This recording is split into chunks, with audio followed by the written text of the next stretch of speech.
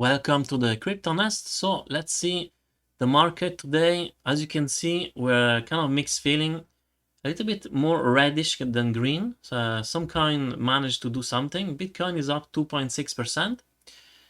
And yeah, unfortunately, optimism is and ADA, they're losing 5% almost, and 8.2%, 9.1%.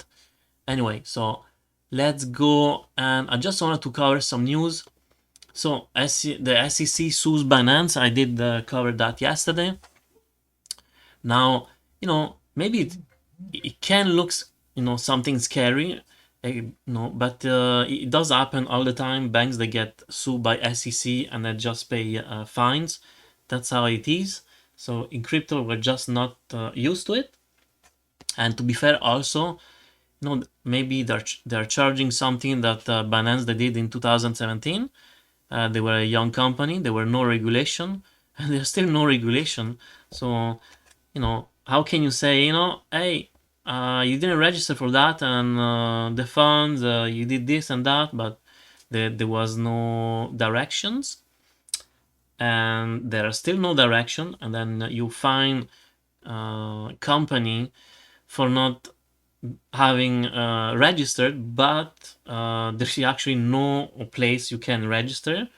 And have you ever heard a company that successfully registered with the SEC? Yeah, no, that's how it is, So I like to make example for us in normal life, everyday life. I would say, is the equivalent as you're driving.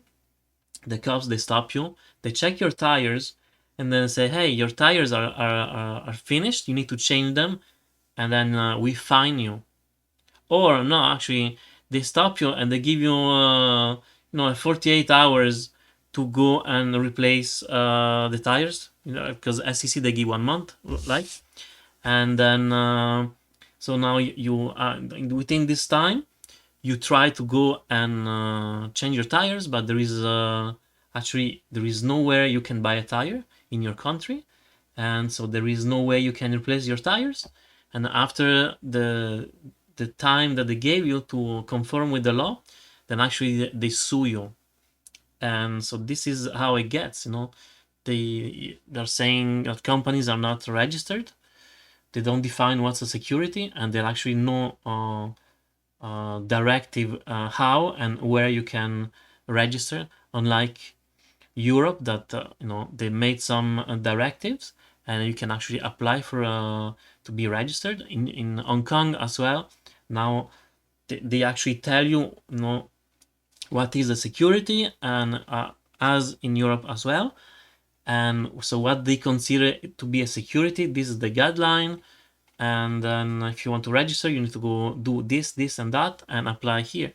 So yeah, so everywhere in the rest of the world they are adopting and embracing crypto, but in North America we play the dumb.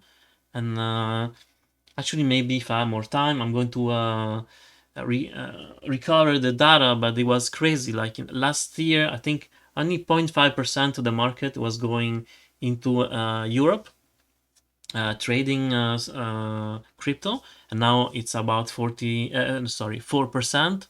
I don't know, in Asia it was very low, but now it's like they went up by I think 10%. And yeah, guess what? It's North America is losing big time those percentage. So I found a website where you can see actually 46 crypto coins that considered to be securities in opinion of the SEC. So you can check here the website. It's baincrypto.com. Maybe I'm going to put a link after in the description. So XRP, Decentraland, Algorand, Tron, Terra, Luna, and the latest one, I guess, are here: Filecoin, Binance, BUSD, Solana, Cardano, Polygon, Cosmos, Sandbox, Axie Infinity, and Coty. So these are the latest one that SEC find that they are security. Once again, has to be debated in court, because it's not because they say something that's the reality. And so actually the coins that they got with the notice of or the lawsuit with Binance, they were BNB, BUSD, Solana, Cardano, Matic, Cosmos, Sandbox, Decentraland, Axie Infinity, and Kati. So now CZ is tweeting really mad tweets, and Coinbase, it's being more diplomat and constructive, I would say. Unfortunately, I would have loved CZ to be as responsive as Coinbase, but at one certain point you do get pissed off. I do understand. So anyway, banks, they do get sued all the time, and SEC, they just find them, and we can move forward. We need to get used to, I guess, in crypto, and then let's see how many percentage of crypto company are going to actually leave North America, and then that's sad. So let's go back to Bitcoin. So now we had a nice drop expected. Now the only thing I want to mention, this is the weekly chart.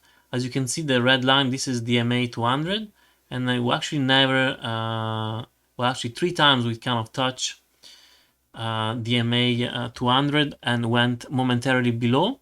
We touch it here, we went below momentarily here, wick down actually, and this is really the first time that we're really below the MA 200 on the weekly. And as you can see, now we are there exactly, and this MA 200 is acting as a support.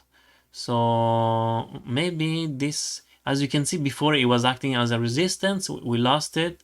Once again, we tried resistance, we lost it, and now we skyrocket, we break it, we went a little bit higher, and now we're using it as a support.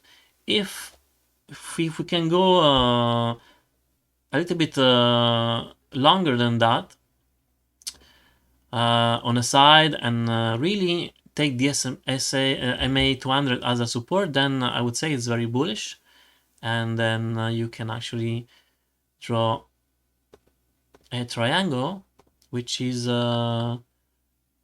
it's very neat, I would say.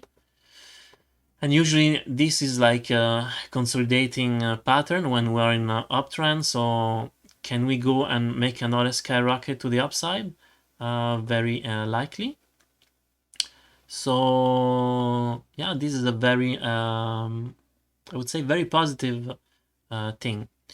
Now let me go into the daily, maybe. Let me see.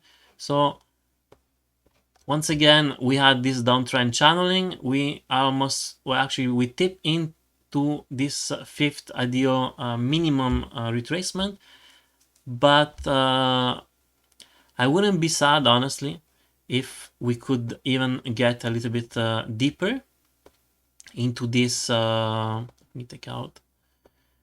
I wouldn't be sad if we can get a little bit deeper into this level here.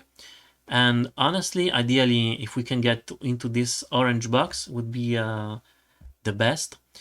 As I told you, I think I already said it yesterday, I did had an order at this level, so I did got my first order. It was triggered. Now let's see if you actually go lower, or if this was indeed the fifth wave, and now we are going to start our way up. So once again, now I did the fib retracement of this movement, and yeah, let me zoom in a little bit more so we can see it. So for the moment, we did this skyrocket on the upside. This could be very likely also a wave 2. That could be an A, a B, and a C, and we're going to retrace a little bit lower, maybe 26,130, and then we could go for the third wave. That's one possible way of seeing it. The other way that we can see it, it's maybe this. Okay, this is the third wave. This was maybe A, B, C for the wave A. can you say that this was A, B, C for the wave B, and we're going to still have this wave C, and maybe can even reach higher levels, who knows. And after that we're going to actually do that fifth wave, so it's still unclear for the moment. We will see now. Now it's really a pivotal point. If we go below the 0.7, then more likely we're going to go lower and make a very nice pullback, deep pullback for this fifth wave. Or, you know, if we don't reach these kind of levels and then we skyrocket again, then I would say, you know, this was the fifth wave, and now we're doing this impulsive movement, and we're going to go more likely to the 36, maybe 40k. All right, so hopefully it wasn't too long, this video. And yeah, stay tuned. Do not FOMO, do not fear. Going well, I would say. And you know, this was supposed to be a big news, and you know, we did went down, but very minimal, and we recover right after that news. You actually went higher than when the news has been released, so it does tell you that this is all FUD.